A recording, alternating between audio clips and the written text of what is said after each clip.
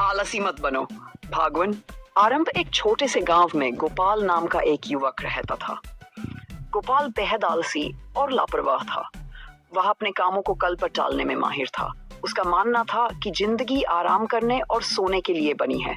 गांव वाले उसे कई बार समझाते, गोपाल मेहनत करो, बिना मेहनत के कुछ भी हासिल नहीं होता। लेकिन गोपाल पर किसी की बात का असर नहीं होता। उसका दिन बिस्तर पर लेटने, खाना खाने और बातें करने में बीतता था। गोपाल के पास एक छोटा सा खेत था, लेकिन वह उसे भी ठीक से संभालता नहीं था। वह हमेशा कहता, कल काम शुरू करूंगा, आज आराम करने दो। धीरे धीरे उसका खेत वीरान होने लगा। उसमें खरपतवार उगाए और पैदावार बिल्कुल खत्म हो गई। भागो! समस्या गांव में एक बार भयंकर अकाल पड़ा। सभी गांव वाले अपनी मेहनत से जमा अनाज का उपयोग कर रहे थे, लेकिन गोपाल के पास कुछ भी नहीं था।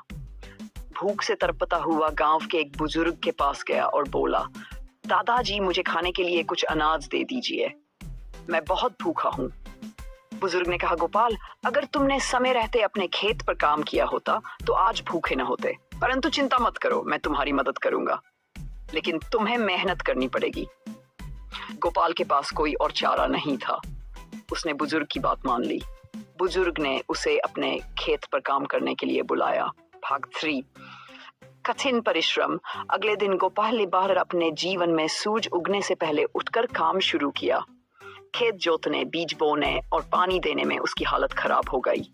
उसके हाथों में छाले पड़ गए और शरीर थकान से चूर हो गया। वह बुजुर्ग से बोला, दादाजी, यह काम बहुत कठिन है, मैं ये नहीं कर पाऊंगा।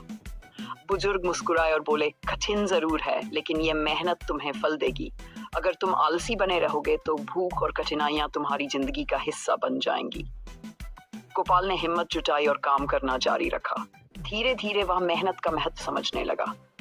उसे एहसास हुआ कि उसकी लापरवाही ने उसे इस हालत में पहुंचाया है। भाग बदलाव। कुछ महीनों की कड़ी मेहनत के बाद गोपाल का खेत हरा भरा हो गया। उसकी मेहनत रंग लाई। अब उसके खेत में फसलें लहलहा रही थीं।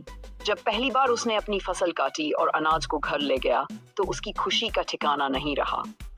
गांव वालों ने भी गोपाल के बदलाव को देखा और उसकी सराहना की। अब गोपाल हर दिन सुबह उठकर काम करता और खुद पर गर्व महसूस करता। वह समझ गया था कि मेहनत ही सच्ची पूंजी है। भाग 5। सीखे। एक दिन गोपाल गांव के बच्चों को इकट्ठा करके उन्हें कहानी सुनाने लगा। उसने कहा, बच्चों, आलस्य सबसे बड़ा दुश्मन है। अगर मैं पहले से मेहनत करता तो मुझे भूख और परेशानियों का सामना नहीं करना पड़ता। इसलिए याद रखो, मेहनत से ही सफलता मिलती है। बच्चों ने गोपाल की बात ध्यान से सुनी और वादा किया कि कभी आलसी नहीं बनेंगे। अंत। गोपाल की कहानी गांव के हर व्यक्ति के लिए प्रेरणा बन गई। वह अब गांव के सबसे मेहनती व्यक्तियों में से एक था। उसकी कहानी बताती है कि अगर इंसान आलस्य छोड़कर मेहनत करे तो कोई भी मुश्किल उसका रास्ता नहीं रोक सकती। इस कहानी से हमें ये सीख मिलती है कि आलस्य करने से केवल परेशानियां बढ़ती हैं। मेहनत करने से ही जिंदगी में सफलता और संतोष मिलता है।